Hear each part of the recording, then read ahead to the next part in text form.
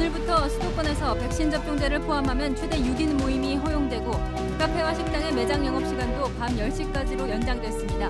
현장 표정을 취재했습니다. 해군 간부들이 의무대에서 수년간 공짜약을 무더기로 처방받았다는 의혹이 불거졌습니다. 오남용이나 중독이 우려되는 마약성 진통제를 강압적으로 요구하는 경우도 있는 것으로 알려졌습니다. 때를 쓰기 시작하면 어쩔 수가 없거든요. 국민의힘 대선 주자인 윤석열 전 검찰총장의 고발 사주 의혹을 두고 여야가 국회에서 설전을 벌였습니다. 박범계 법무장관은 고발장 전달자로 지목된 손준성 검사와 윤 전 총장은 뗄 수 없는 관계라고 말했습니다. 충청권 경선이 끝난 뒤 이재명 경기지사와 이낙연 전 대표 측의 반응이 크게 엇갈리고 있습니다. 과반 득표에 성공한 이 지사는 본선을 앞둔 단합을 강조했고 이 전 대표는 일정 대부분을 취소하고 전략 수립에 들어갔습니다. 한국은행의 기준금리 인상 이후 시중은행들이 대출금리를 빠르게 올리고 있습니다. 하지만 예금과 적금의 금리 인상 속도는 더뎌 은행들이 이 속만 챙긴다는 지적이 나옵니다.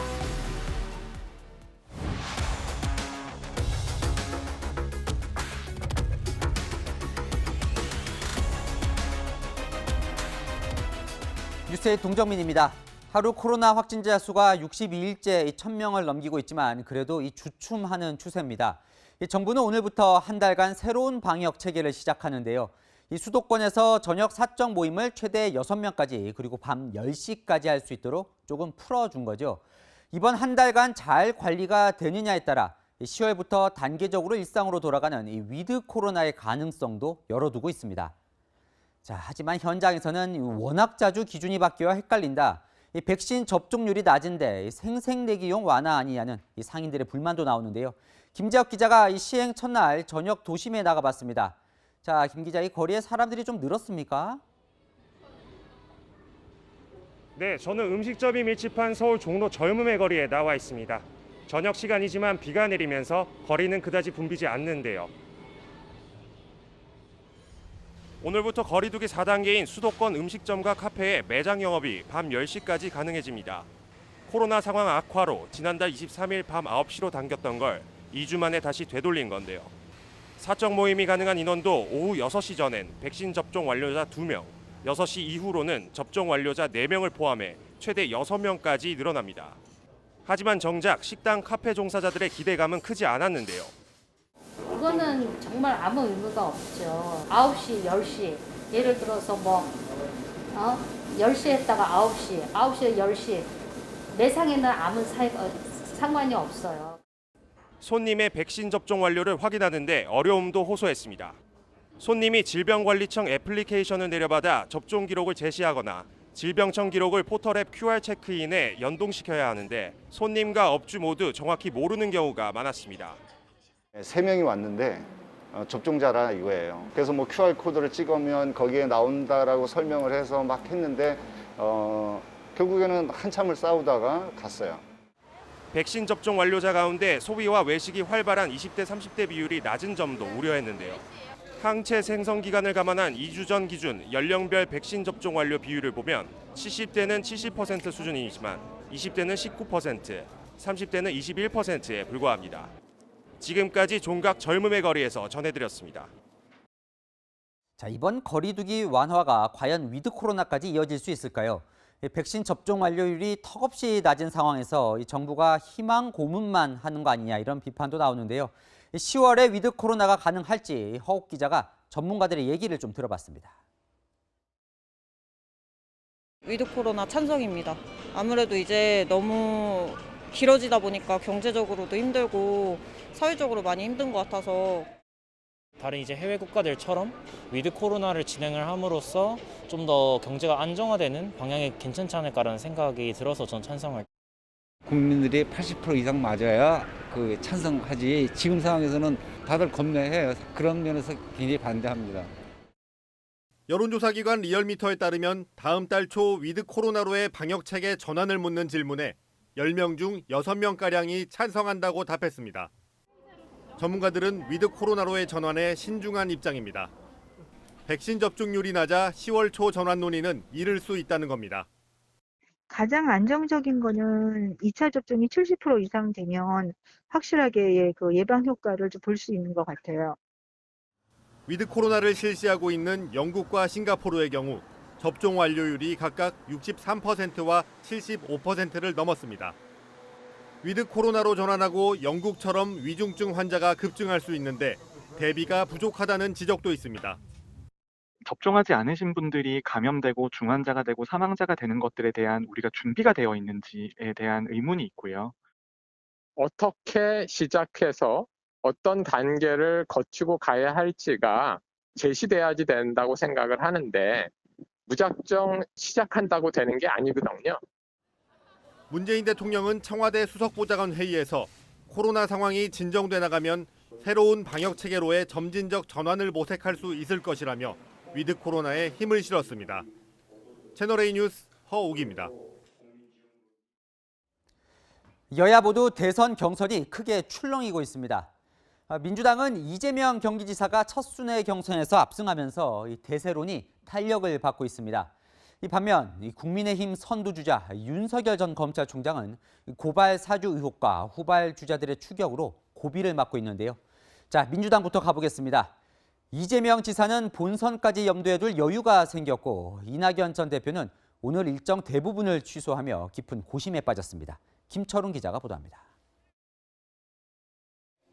충청권 경선에서 과반득표에 성공한 더불어민주당 대선주자 이재명 경기지사는 권리당원 구애와 외연 확장, 두 마리 토끼를 모두 잡는 전략을 쓰기 시작했습니다. 문재인 정부와 앞으로 만들어질 이재명 정부는 대체 어떤 관계냐. 기본적으로 같을 수밖에 없는데 가지들은 다르겠죠. 흑색도 백색도 아닌 더 아름다운 색, 청출어람이다 라고 제가 그래서 말씀드린 겁니다.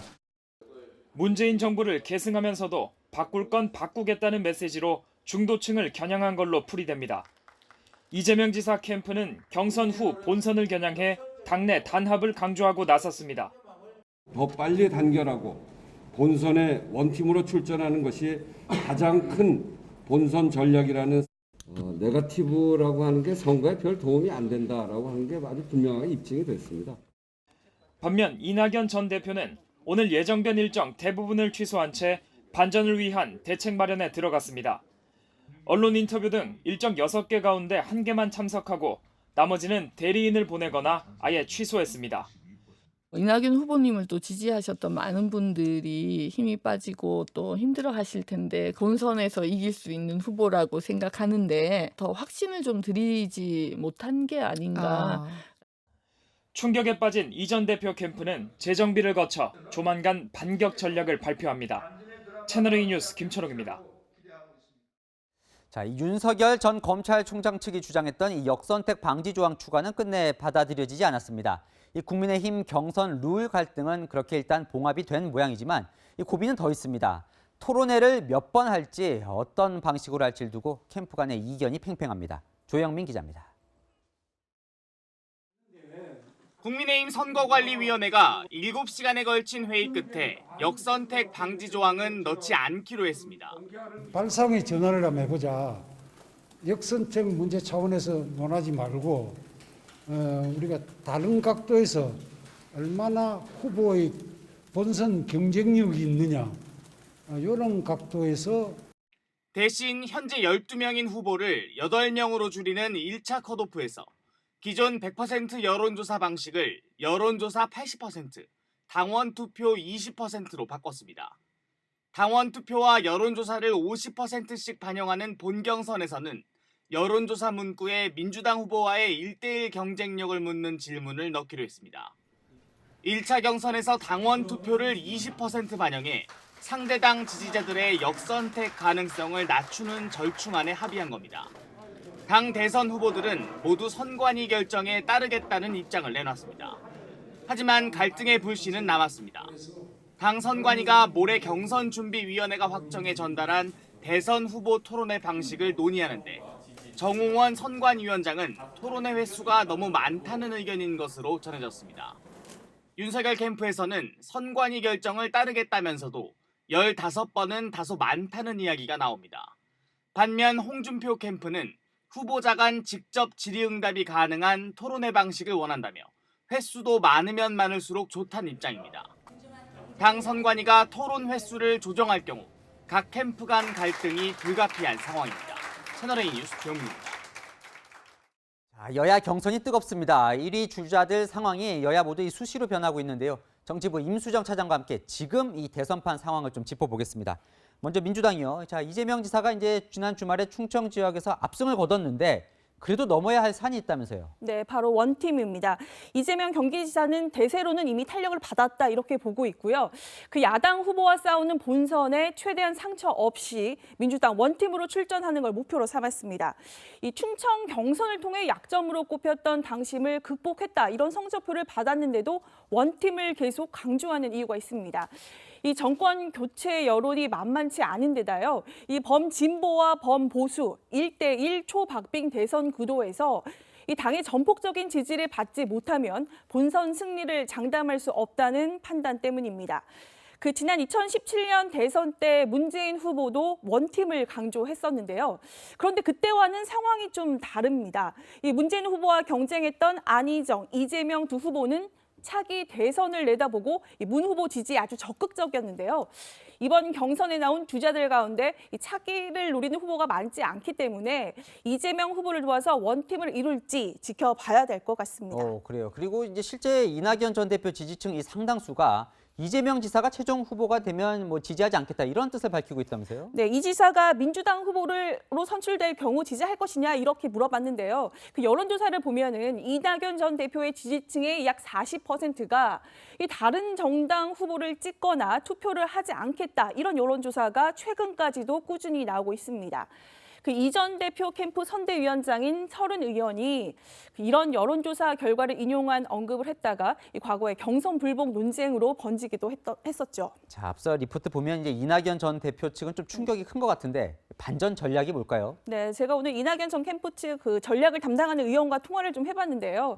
이 네거티브도 잘 못했지만 본선에서 경쟁력 있는 후보라는 점을 설득하지 못했다면서 이 전략을 처음부터 점검하겠다고 말했습니다. 그 이낙연 캠프에서는 이번 주 65만 명이 투표하는 1차 슈퍼위크보다는 이 추석 이후 호남 경선에 중점을 두고 있습니다. 이 호남 경선을 통해 이 지사의 득표율을 이 과반 아래로 떨어뜨려야 결선 투표를 갈 수 있는 그 승산이 있다 이렇게 보는 것 같습니다. 네, 국민의힘도 좀 살펴보죠. 자, 선두 이제 윤석열 후보요. 오늘 이준석 대표를 만났어요. 무슨 이야기를 나눴을까요? 네, 1시간 동안 비공개 회동을 가졌는데요. 비공개 회동 이후의 모습을 보시죠. 현재 정치권 전반에 돌아가는 내용도 제가 공유 드릴 게 있으면은 그동안 못 뵙고 해서 오늘 인사도 좀 드리고 제가 궁금한 게 없었는데 오늘 대표님하고 그런 말씀은 나누질 않았고 검찰총장을 고립화시켜가지고 일군의 정치 검사들과 여권이 소통을 해가면서 수사 사건들을 처리해 나간 것 자체가 그게 정치 공작 아니겠습니까? 별 내용이 없는 게 느껴지시죠? 네, 두 사람 모두 만났다는 데 방점이 찍혔던 게 아닌가 싶은데요. 그 이준석 대표로서는 최근 이게 특정 후보를 지지하는 것 아니냐 이런 의혹을 받고 있는데 이를 일축할 수 있고요. 그 윤석열 전 총장 입장에서는 이준석 대표와 잘 지내는 모습을 통해서 이 대표를 지지하는 2030의 지지를 이끌어낼 수 있다 이런 계산을 할 수 있었던 겁니다. 최근 2030 지지율을 보면 윤 전 총장 하락하는 모습을 볼 수 있고 홍준표 의원 상승세를 보이고 있습니다. 자, 이 윤석열 전 총장이요. 여러모로 어떻게 위기라고 봐야 할까요? 네, 안으로는 홍준표 의원이 추격하고 있고 밖으로는 고발 사주 의혹 등 여당 공세에 시달리고 있기 때문에 위기라고 볼 수도 있습니다. 그 홍준표 의원에게 크게 관심을 두지 않았던 윤 전 총장 측, 이 젊은 층에서 지지율 상승으로 이어지는 대목은 조금 신경이 쓰인다며 살짝 경계하기 시작했습니다. 네, 살짝이라 표현했지만 어쨌건 극복하려면 뭔가 이 전략은 세워야겠죠. 네, 그렇습니다. 이 본선에서 여권 후보를 이길 수 있는 안정적인 1위 야권 후보라는 점, 즉 본선 경쟁력을 앞세운다는 전략인데요. 그 윤석열 캠프는 12명 후보를 8명으로 압축하는 9월 15일 1차 컷오프를 1차 승부처로 보고 있습니다. 그 여기에서 2위 후보와 15%포인트 이상 벌리거나 과반 이상 득표를 얻을 경우 추석 연휴 이후에도 대세론이 이어질 수 있다. 이런 판단인 것 같습니다. 네, 여야 모두 9월이 중요할 것 같고요. 이 고발 사주 의혹은 잠시 후에 저희가 조금 더 자세히 전해드리겠습니다. 지금까지 정치부의 임수정 차장이었습니다. 네, 채널A 탐사보도팀의 단독 취재로 이어가겠습니다. 군인들이 아플 때 찾아가는 군부대 안에 있는 의무대, 진료도 무료지만 각종 약도 무료로 탈 수 있습니다. 그런데 일부 해군 간부들이 아파서 받았다고 하기에는 이해하기 어려운 많은 양의 의약품을 무료로 싹쓸이해 갔다는 제보가 들어왔습니다. 약국에서 쉽게 구할 수 있는 간 기능 보조제나 파스 같은 약을 몇백 알, 몇백 장씩 여러 의무대를 돌며 받기도 했습니다. 먼저 백승우 기자가 단독 취재했습니다. 지난 4월 해군 소속 군 간부가 의무대에서 약을 처방받은 내역입니다. 간질환 개선 효과가 있다고 알려진 우루사를 한 번에 25정씩 하루 4번, 5일 동안 복용하도록 처방돼 있습니다. 하루 100정씩 5일치로 500정을 한 번에 받아가도록 처방받은 겁니다. 시중 제품과 동일해서 성인 하루 복용량이 한 알에서 3알인 점을 고려하면 짧게는 170일, 길게는 1년 반 동안 복용할 양을 받아간 겁니다. 또 다른 간부 2명도 지난 1월과 2월에 각각 270정의 우루사를 받아갔는데 비슷한 기간 부대 간부 3명이 받아간 우루사는 확인된 것만 1000정이 넘습니다. 군 의무대에선 이렇게 몇백, 몇천 정씩 약을 타가도 무료입니다. 그렇게까지 장기간에 처방을 해드릴 수는 없다 했더니 또 약간 때를 쓰는 식으로 해서 결국은 이제 1년치를 받아가셨고 약국 등에서 살 수 있는 잇몸 치료제 등도 뭉터기로 가져갔고 피사돌 같은 그런 약들은 뭐 몇 달치씩 이렇게 받아 처방을 해달라고 하시는 경우가 많습니다. 근육통 부위에 붙이는 파스를 한 번에 270개나 받아갔습니다. 현실적으로 약이 유통기한이라는 게 존재하는데 270개거든요. 그거를 혼자 다 붙일 거라고는 상상하기가 힘들죠. 군 간부들이 전문 의약품인 고혈압이나 고지혈증, 당뇨 등에 쓰는 만성질환 치료제도 수개월치씩 달라며 군의관을 압박하는 경우도 비일비재하다고 합니다. 그런 약들을 처방을 많이 받아가지고 집에 쌓아놓고 있다가 해군 내 사단급 의무대는 전국에 14곳이 있는데 각 지역 의무대를 돌며 같은 약을 반복적으로 수년치씩 받아가는 간부들도 있었습니다. 계급도 똑같고 소속도 똑같고 확인을 해보니까 이제 동일 인물이 같이 쇼핑하듯이 뭔가 2차적인 이득을 얻으려고 한 게 아닌가. 군 간부들의 의약품 오남용과 비상식적인 행태가 드러나면서 군의 의약품 관리 시스템 전반을 점검해봐야 한다는 지적이 나오고 있습니다. 채널A 뉴스 백수호입니다. 네, 군 간부들이 마음대로 받아간 약 중에는 마약성 진통제나 항정신성 의약품도 포함되어 있었습니다. 중독과 오남용 위험성이 있지만 군 간부들이 무조건 달라고 떼를 써서 받아갔다는 증언도 나왔습니다. 이어서 이서연 기자의 단독 보도입니다. 지난 5월 잠이 오지 않는다며 의무대를 찾은 해군 시준이는 군의관에게 다짜고짜 향정신성 신경안정제인 특정 약을 처방해달라고 요구했습니다. 군의관은 향정신성 신경안정제를 과다 복용하면 부작용이 심할 수 있다며 대신 수면제를 처방하겠다고 설득했지만 막무가내였다고 합니다. 의무대 진료실에서 다른 장병들의 진료를 막고 20분 가까이 항의하는 통에 군의관은 결국 시준이가 원하는 향정신성 신경안정제 아티반정을 처방했습니다.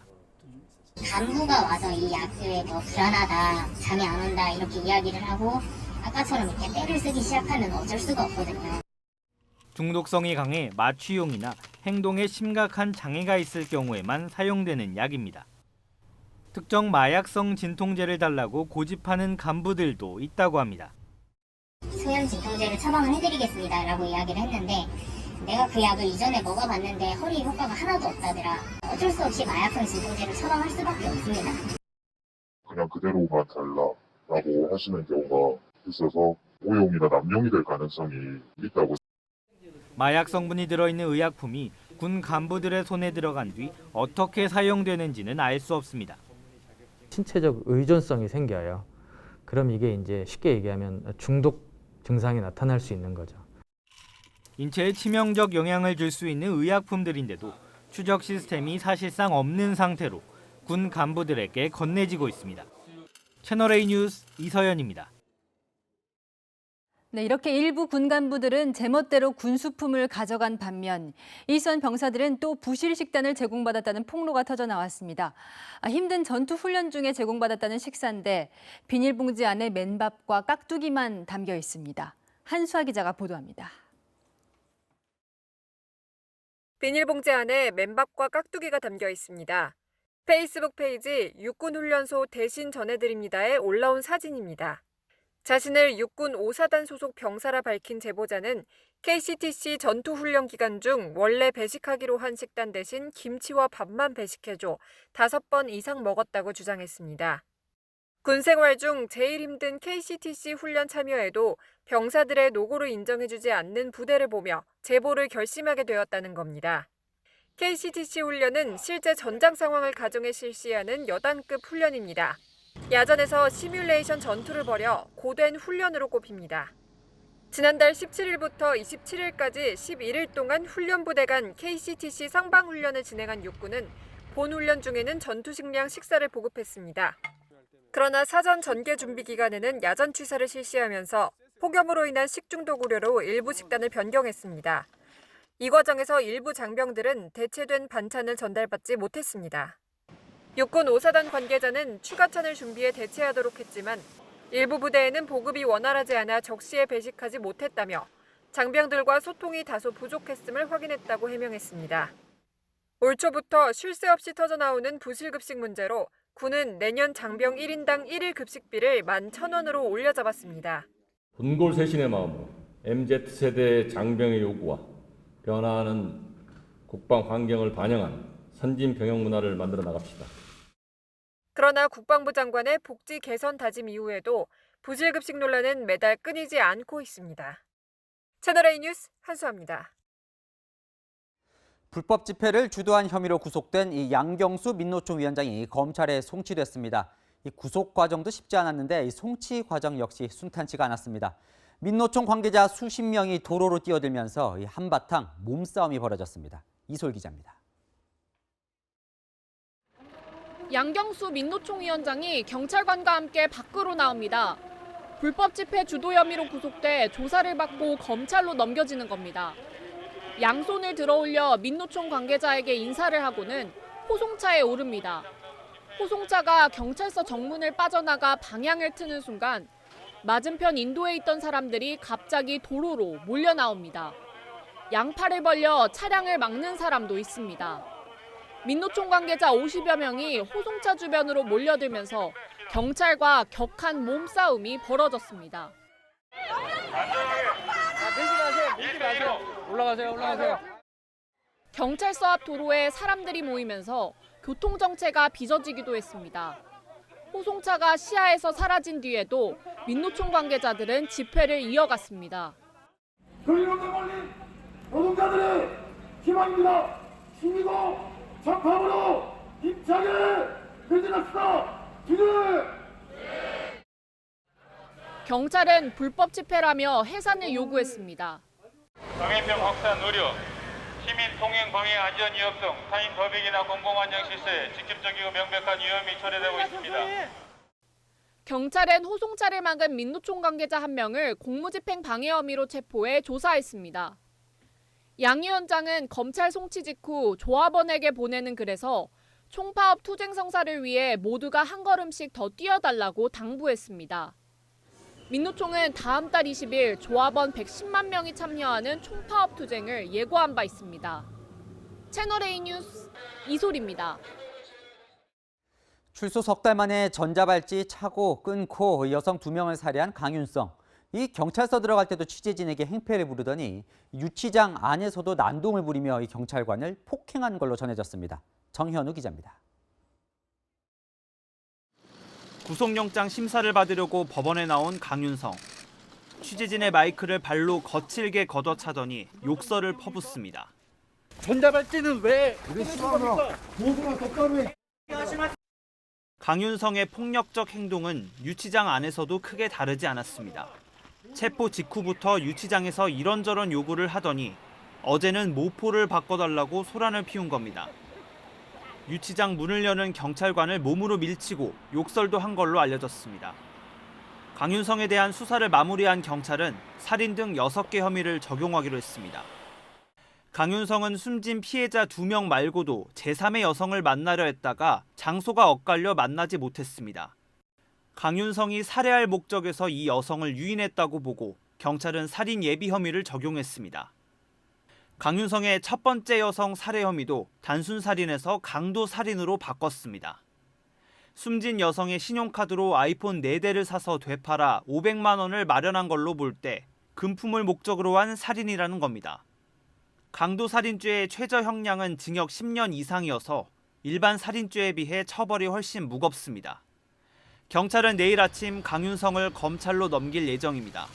신상 공개 결정 이후 처음 언론 앞에 모습을 드러내는 강윤성이 또 어떤 말을 할지 관심이 모아집니다. 채널A 뉴스 정현우입니다. 이 강윤성도 전자발찌를 부착한 채 외출하면 안 되는 심야 시간에 돌아다녔죠. 오늘 새벽엔 이 전자발찌 차고 새벽까지 밖에서 술을 마시던 남성, 이 단속 나온 보호관찰관을 폭행하는 일까지 벌어졌습니다. 벌써 이 5번째 무단 이탈, 상습범이었습니다. 배영진 기자입니다. 흰색 옷을 입은 남성이 비틀거리며 편의점으로 들어옵니다. 마스크를 쓰지도 않았습니다.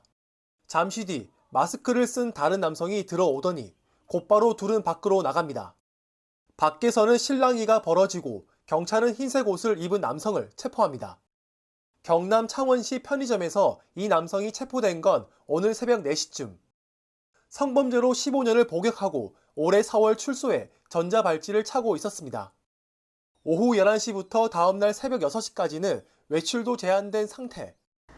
집 근처 편의점에 있다는 사실을 파악하고 단속하러 나온 보호관찰관에 얼굴을 때리기도 했습니다. 좀 많이 취해가지고 시세 한탄을 계속했는데 살기 싫다 뭐 이런 말을 좀 자주 했습니다.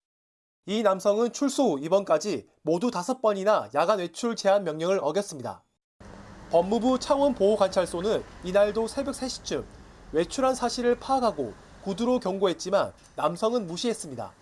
구두 경고해도 그러니까 나가게 되면 또 외출제한 위반이고 그런 것들 이렇게 무단으로 나가는 경우가 있습니다. 경찰은 남성에 대해 구속영장을 신청했습니다. 채널A 뉴스 배영진입니다. 윤석열, 이 검찰총장 시절 국회 법사위에서 숱하게 불려졌던 이 이름이 야당 대선 후보가 돼서도 또 불려졌습니다. 윤 전 총장의 고발 사주 의혹 사건과 관련해 여야가 법사위에서 맞붙었는데요. 목소리는 양쪽 다 높았습니다. 최수연 기자가 보도합니다. 여야는 검찰의 법률권 인사 고발 사주 의혹으로 소집된 국회 법사위 긴급현안 질의에서 시작부터 충돌했습니다. 이 의혹에서 검찰의 고발 요구를 국민의힘에 전달한 사람으로 지목된 김웅 국민의힘 의원이 야권 관계자와 주고받았다는 텔레그램 대화 내용을 두고는 신빙성 공방을 벌였습니다. 사주라고 하는데 사주에 사자도 안 보입니다.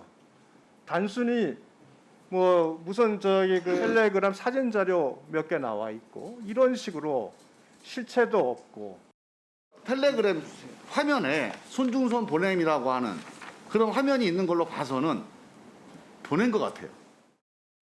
국회에 출석한 박범계 법무부 장관은 김웅 의원에게 고발 요구를 한 것으로 의혹을 받고 있는 손중성 당시 대검 수사정보정책관이 윤석열 전 총장과 가까운 사이라며 윤 전 총장 연루 가능성을 내비쳤습니다. 수사정보정책관은 검찰총장과 과거 범정까지를 포함해서 뗄래야 뗄 수 없는 말 그대로 직할 최고 가장 가까운 관계입니다. 네. 윤석열 전 검찰총장과 손준성 담당관 사이에는 그 이상의 관계가 저는 있었다고 생각합니다. 여당 의원하고 장관하고 짝짝꿍이 돼서 주거니 받거니 하는 걸 보면서 참으로 어이가 없다라는 생각이 들고요. 어떻게든 의혹을 부풀려고 노력하는 모습을 보면서 참 안타깝다. 이에 대해 손중성 검사는 전혀 사실이 아니라며 의혹을 전면 부인했습니다. 윤석열 캠프도 고발장 내용은 공개된 자료를 토대로 작성 가능한 수준이라며 정치 공작 가능성을 제기하며 권력 수사를 막은 문재인 대통령과 추미애 전 법무부 장관이야말로 검찰권을 사유화하고 있다고 반박했습니다. 채널A 뉴스 최수연입니다.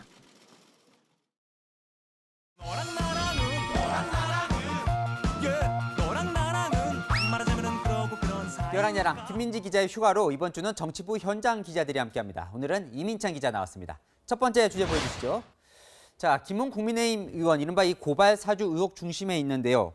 잠적했다는 보도를 봤는데 입장을 냈나 보네요. 김웅 의원, 나흘 만에 침묵을 깼습니다. 입장문을 냈는데 잠적 표현을 삼가해달라 이렇게 말했습니다.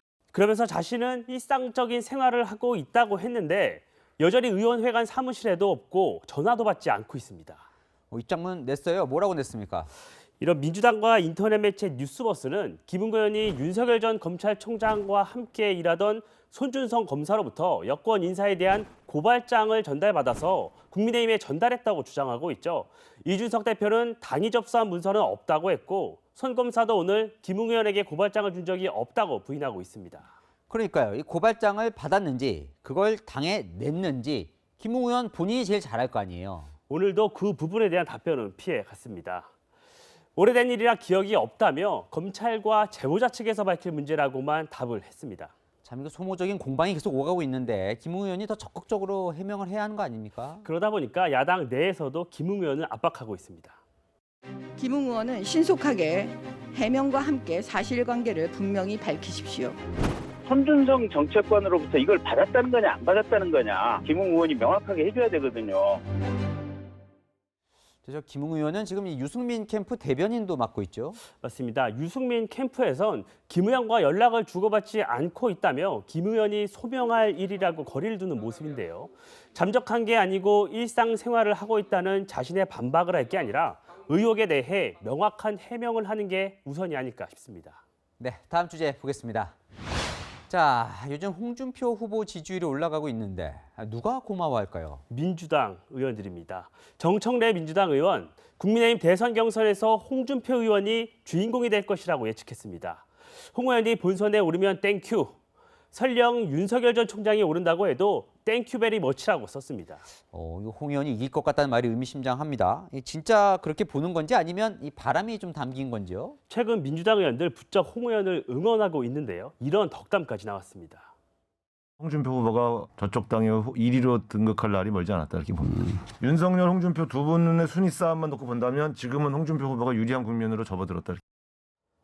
민주당이 홍 의원을 띄워주는 것 같지만 여론조사에서 야권 1위를 하고 있는 윤석열 전 총장 지지율 하락을 부각해 흠집을 내려는 의도로 국민의힘은 보고 있습니다. 네, 그렇다고 해도 홍준표 의원이 이 상승세를 타는 건 사실인 것 같은데요. 오늘 발표된 여론조사를 보면요. 차기 대선 후보 적합도에서 홍 의원이 전주 대비 4.2%포인트 오른 13.6%로 이재명, 윤석열 후보에 이어 3위에 올랐는데요. 이 조사만 보면 지지율이 상승세인 건 분명해 보입니다. 본인은 골든 크로스 됐다? 그러니까 역전됐다 이런 말도 하던데. 예. 홍 의원이 SNS에 직접 공유한 여론조사도 함께 보면요. 네. 국민의힘 대선 후보만 놓고 한 후보 적합도 조사에서 홍준표, 윤석열 후보가 오차범위 내에 있습니다. 홍 의원은 민주당 지지층에서 37.4%, 호남에서 42.7%로 가장 높은 지지를 받았는데요. 그러다 보니까 김근식 전 국민의힘 비전전략실장은 무조건 야권 후보가 홍준표라는 무야홍은 홍준표 후보가 나오면 여당이 이길 수 있는 땡큐라는 홍나땡의 야당판 속임수라고 평가절하하기도 했는데요. 무야홍일지 홍나땡일지 선택은 결국 유권자가 하겠죠. 네, 어쨌든 복당 2달 반 만에 가장 많은 관심을 받는 것 같습니다. 야랑야랑이었습니다.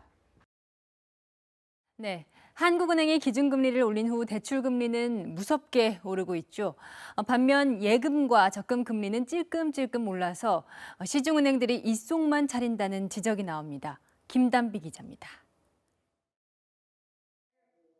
시중은행에서 판매 중인 예적금 상품을 살펴봤습니다. 깐깐한 우대금리 조건을 모두 맞추면 최대 2%대 이자를 챙길 수 있는 상품도 생겼습니다. 한국은행이 지난달 기준금리를 0.25%포인트 올리면서 최근 시중은행들이 수신상품 금리를 인상한 겁니다. 주요 은행들의 예적금 금리 인상을 살펴보면 신한은행은 0.2에서 0.3%포인트, 국민은행은 0.14에서 0.4%포인트 인상했고 우리은행과 하나은행도 0.1에서 0.3%포인트 올렸습니다. 하지만 여전히 1% 초중반대 저금리라 선뜻 가입하기가 고민스럽다는 반응이 많습니다.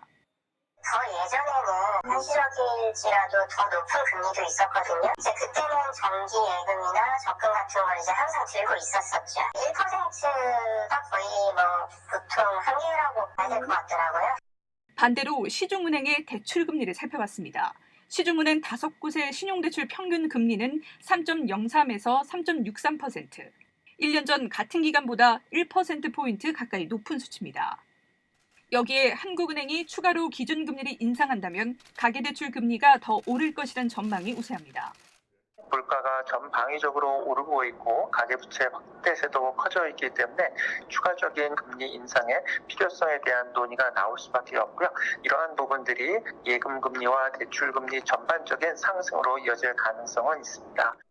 은행들이 대출금리는 큰 폭으로 올리고 예금금리는 찔끔 올려 이속만 챙긴다는 지적이 나오는 가운데 대출금리 상승으로 서민들의 이자 부담이 커지고 있습니다. 채널A 뉴스 김담비입니다. 이렇게 금리가 오른 것만 문제가 아니라 대출이 아예 막혀버려서 바늘구멍이 돼버렸죠. 여기에 전세 물량은 귀하고 가격도 천정부지라 가을에 이사 가야 하는 사람들은 유례없는 삼중고에 처했습니다. 박정석 기자입니다. 서울 종로구 1148세대 규모 대단지 아파트. 전세 물건은 20개 남짓에 불과한데 이마저도 부르는 게 값입니다. 매물이 전세가 요즘 매물이 많이 나오지를 않아요. 9층이 됐든 뭐 저층이 됐든 뭐 그렇게 나오면 15억 달라고 그래. 한 번 들으시면 이제 4년 동안 묶여놓잖아요. 그러니까 이제 임대인들이 조금은 그런 것 같아요, 저는. 지난달 서울 강북 아파트 전세 중위 가격은 2013년 4월 통계 작성 이후 처음으로 5억 원을 돌파했습니다. 서울 대치동 은마 아파트 전용 84제곱미터 전세값은 지난달 10억 5천만 원에 거래되는 등 고가 아파트가 밀집한 강남은 억소리나게 전세값이 치솟고 있습니다. 최근 실거주 의무 규제가 풀리면서 재건축 추진단지 물량이 나오고 있지만 수요에 비해 턱없이 부족합니다.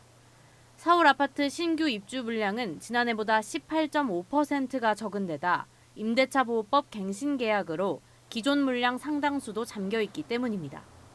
전세금을 올려서라도 계약하고 싶지만 은행 대출은 막히거나 바늘구멍이 돼 세입자들의 속을 태우고 있습니다. 올가을 역시 전세 대란이 날 가능성이 높습니다. 물량이 부족한 건 방법이 없습니다. 수요자가 있는데 수요를 억제할 수는 없어요. 그게 가장 큰 문제입니다. 월세로 전환하거나 서울 바깥으로 나가는 것 외엔 뾰족한 수가 없어 가을이 두려운 세입자가 늘고 있습니다. 채널A 뉴스 박정서입니다. 천정부지 집값에 코로나 불안까지 앞길이 깜깜한 서민들이 복권을 사고 있습니다. 5일 상반기 복권 판매액이 역대 최대치를 기록했는데요. 복권 사는 서민들의 소망, 안건우 기자가 들어봤습니다. 복권 사신 지 몇 년 정도 되셨어요? 한 5, 6년 된 것 같아요. 20년쯤 인생을 좀 바꿔볼까 싶어서 그런 생각을 가진 사람이 대다수겠죠. 복권 당첨금으로 뭘 사서 인생을 바꾸고 싶은 걸까요? 집. 집이죠. 당연히 집이 가장 중요하죠. 우리 식구들이 많아갖고 당연히 집이 있어야 되니까. 새 살고 있어서 네. 집을 제일 먼저 사고 싶어요. 만약에 집 사신다면 어디에 사실 거예요? 한강이 보이는 데서 살고 싶어요. 요즘 핫한 용산 쪽? 예. 강남 쪽을 하긴 하는데 어렵죠. 아유, 꿈도 못 꿔요. 5년 전 로또 1등 당첨금은 11억 원 후반대. 조금 더 보태면 강남의 20평대 아파트를 한 채 살 수 있었지만 지금은 집값이 너무 올라서 1등 당첨금으로 안방과 거실, 딱 집의 절반만 살 수 있습니다. 당첨 확률은 800만 분의 1이지만 서민들이 기댈 곳은 복권뿐입니다. 실제로 올 상반기 판매액만 3조 원에 육박하면서 복권은 역대 가장 많이 팔렸습니다. 회사 월급은 동일 그대로고 수입은 적고 지출은 많고. 경기가 이렇게 어려울 때일수록 주변에서 안 하시던 분들도 하시는 분들이 있더라고요. 싸고 뭐 대출 받은 거, 뭐 빚 같은 거 그런 거 정리하고 싶다고.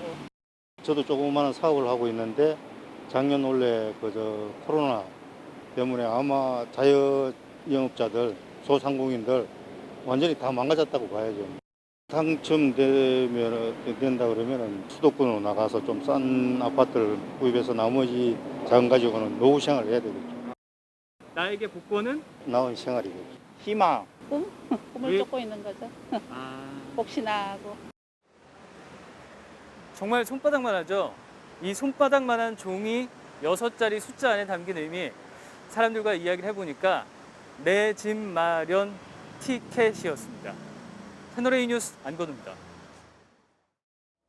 네, 어제까지 국내 백신 접종 완료율은 34.6%. 그러니까 이제 3명 중 1명 정도가 백신 접종을 끝낸 겁니다.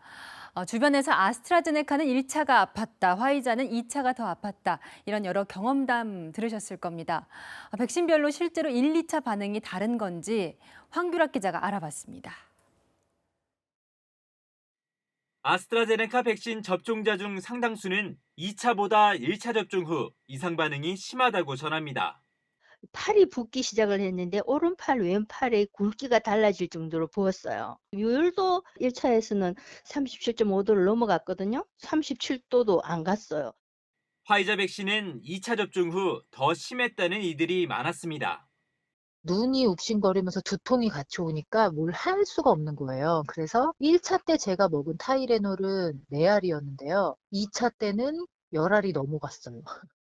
실제 이상 반응 통계를 보면 아스트라제네카 백신은 1차 접종 후 신고율이 더 높았고 화이자나 모더나 백신은 2차 접종 후 이상 반응 신고율이 더 높습니다. 전문가들은 백신별로 항체 형성 방식이 다르기 때문이라고 풀이합니다. 아스트라제네카는 바이러스를 몸에 넣어 항체 형성을 유도하는 방식이라 1차 접종 때 바이러스가 직접 들어와 면역 반응이 강하게 나타납니다. 이 바이러스를 몸이 기억하게 돼 2차 접종 때는 이상 반응이 약하게 나타나는 것으로 볼 수 있습니다. 반면 화이자나 모더나 같은 mRNA 백신의 경우 코로나19 항체를 형성하려는 명령서를 주입하는 방식이라 1차 접종으로 주입된 명령서에 따라 2차 접종 시 항체가 더 많이 만들어지기 때문에 이상 반응도 많이 일어난다고 설명되기도 합니다. 한 번 접종은 일종의 이제 예비 훈련 상태고 2차 접종을 해야 본 접종이라고 볼 수 있고 이제 충분히 항체가 생기는 거죠. 이상 반응은 일종의 면역 반응이기 때문에 모든 백신에서 발생할 수 있습니다. 채널A 뉴스 황규락입니다.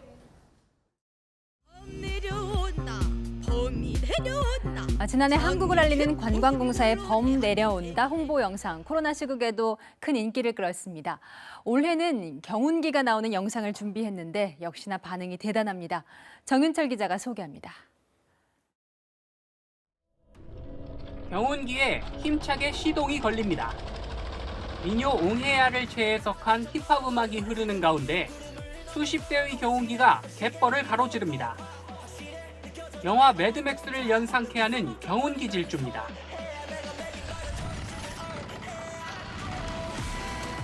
한국 홍보 영상 시즌2 중 하나인 머드맥스로 충남 서산 주민들의 갯벌 바지락 캐기를 담았습니다. 신나는 힙합 음악 뒤엔 구수한 우리가락이 이어집니다.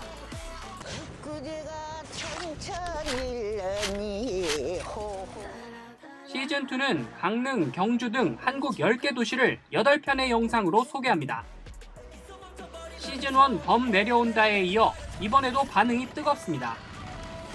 특히 머드맥스는 유튜브 공개 이후 사흘 만에 100만 뷰를 넘었습니다. 지역의 라이프 스타일을 좀 더 힙합과 연결해서 저희가 각색을 했고요. 코로나 이후에 지역 관광 활성화에 좀 더 도움을 주고자 제작을 하게 되었습니다. 양양 강릉편은 동해안의 트렌드로 떠오른 서핑과 캠핑을 다뤘고 부산 통영편에는 바닷가 힐링이 담겨 있습니다.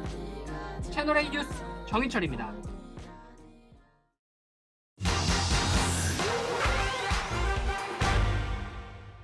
전자발찌 훼손 전후로 여성 2명을 살해한 연쇄살인범 강윤성의 모습입니다. 이틀 전 서울경찰청이 신상정보공개심의위원회 결정으로 주민등록증 사진을 언론에 공개했는데요. 2019년 전 남편 살해 혐의로 구속된 고유정은 경찰서에서 이동하는 영상이 공개됐죠. 누구는 사진만, 누구는 영상까지 공개된 이유 궁금하다는 분 많은데 왜 그런지 따져봤습니다. 경찰 수사를 받는 피해자가 특정 강력범죄 처벌법이나 성폭력 처벌법을 어겼을 때 재범 방지와 공공의 이익을 위해서 신상정보 공개할 수 있습니다. 증거가 있고 범죄의 수법이 잔혹하고 피해가 막대하고 국민의 알 권리가 있는데 신상 공개가 되도록 했어요. 시도경찰청 신상정보심의위원회에서 경찰관과 외부의원 과반수가 동의하면 공개가 결정되는데요. 사건별로 또 시도 경찰청별로 외부 위원들의 구성이 달라서 신상공개의 법이나 방식이 그때그때 다르게 결정돼 왔습니다. 사건마다 경찰서마다 달리 판단할 수 있으니 들쭉날쭉하다. 신상공개심의위원들의 인권 감수성에 따라가 좀 달라질 수 있는 거죠. 신상공개가 결정된 피의자가 얼굴이 노출되는 걸 방어해도 막거나 제재할 법적 근거도 없었는데요. 처음엔 고유정도 이렇게 긴 머리카락으로 얼굴 공개를 피했습니다. 신상공개 기준에 일관성이 없다는 지적이 이어지자 지난해 1월 행정안전부는 경찰이 확보한 CCTV나 주민등록증 얼굴을 공개해도 개인정보보호법 위반 아니라는 유권 해석을 내렸는데요. 이 기준에 따라서 주민등록 사진이 처음 공개된 사례가 텔레그램 대화방을 운영하면서 성착취물을 제작 유포한 조주빈이었습니다. 강윤성 역시 같은 기준을 따랐던 겁니다. 지금까지 팩트맨이었습니다. 미국 플로리다의 주택가에서 무차별 총기 난사가 벌어져 생후 3개월 아기 등 일가족이 참변을 당했습니다. 총격범은 아프가니스탄과 이라크에서 복무했던 전직 해병대원이었습니다. 왜 이런 범행을 저질렀는지 박수유 기자가 보도합니다. 총격으로 산산조각난 유리창. 평범한 가정집은 총알이 뚫고 간 흔적이 가득합니다. 현지 시간 어제 새벽 미국 플로리다주 한 주택에서 생후 3개월 아기를 비롯한 일가족 4명이 숨졌습니다. In the main house, we discovered a man, a woman, and an infant in the mother's arms, all shot to death. 아기 할머니인 60대 여성도 사망한 채 발견됐습니다. 11세 소녀만이 여러 발의 총상을 입고 병원으로 이송된 상태입니다. 방탄복으로 무장하고 총기를 난사한 브라이언 라일리는 영예제대한 군인으로 알려졌습니다. 이라크와 아프가니스탄에 파병돼 소총수로 복무한 이력이 있습니다. 경찰은 라일리가 매복으로 희생자의 집에 경찰을 끌어들이기 위해 발광복을 배치했고 너무 공격적이어서 병원 들것에 누워서도 경찰에게 총을 겨누려고 시도했다고 밝혔습니다.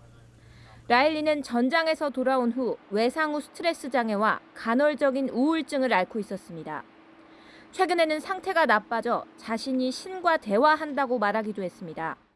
그는 전날 밤에도 범행 현장에 나타나 한 여성에게 당신의 딸 중 한 명과 얘기하라고 신이 나를 보내셨다고 주장했습니다. 라일리는 경찰 조사에서 스스로를 종말 이후를 준비하는 사람이라며 필로폰을 투약했다고 자백했습니다. 채널A 뉴스 박수유입니다. 탈레반은 아프가니스탄 여성들의 인권을 보호하겠다고 약속했지만 말뿐이었습니다. 교육에도 제한이 있고 임신한 여성을 총살했다는 보도도 나왔습니다. 유주은 기자가 보도합니다. 아프간 여성들이 거리로 나왔습니다.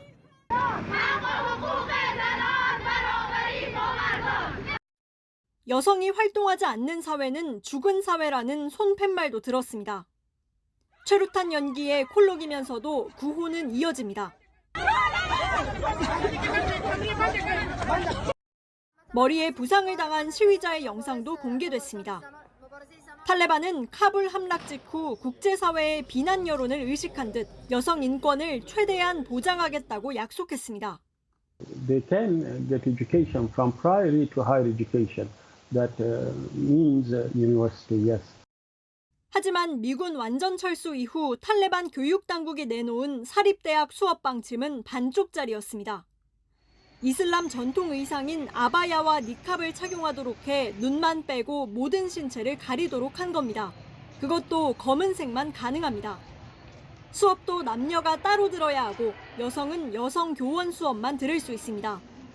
수업이 마친 뒤에도 남학생이 모두 떠나야 이동할 수 있고 출입구도 구분됩니다.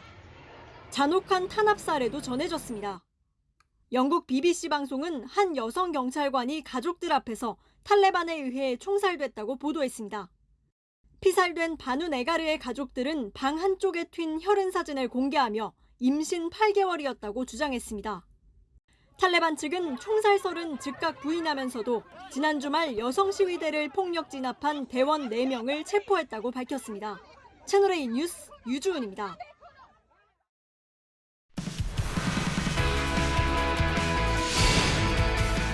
안녕하세요. 스포츠 뉴스입니다. 도쿄올림픽 이후 예능과 광고 촬영으로 바빴던 김연경이 다시 코트로 돌아옵니다. 중국 이후 해외 리그 진출, 제2의 인생에 대한 꿈을 밝히면서 아직도 잘한다는 소리 듣고 싶다고 말했습니다. 강병규 기자입니다.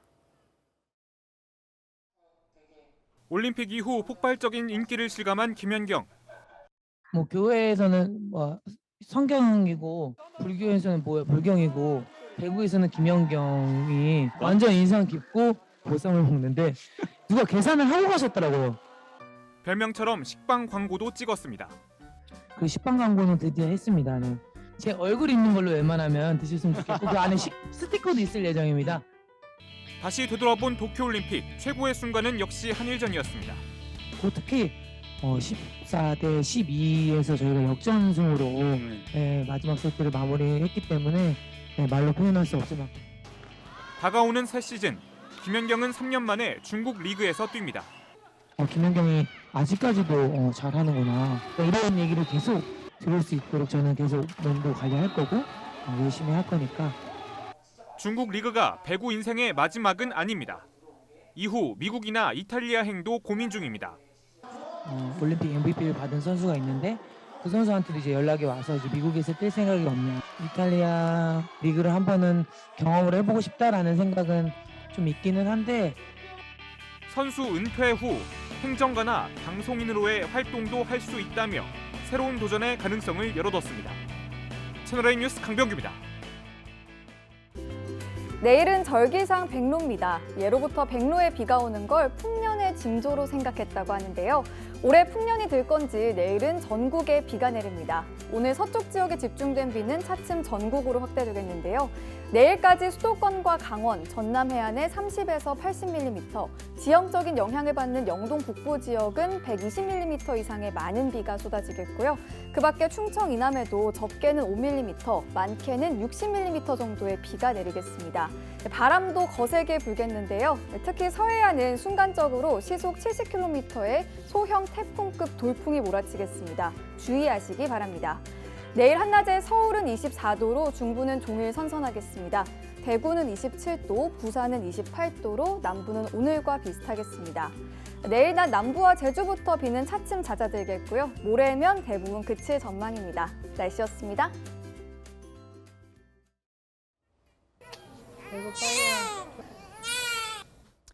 건우는 체중 288g으로 태어났습니다. 손바닥만한 크기였죠.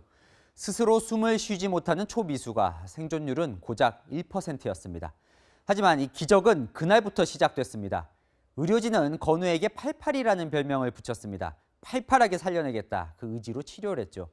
건우 엄마 아빠는 지방에서 매주 10시간씩 오가며 모유를 공수했고 건우도 고비마다 잘 버텨냈습니다.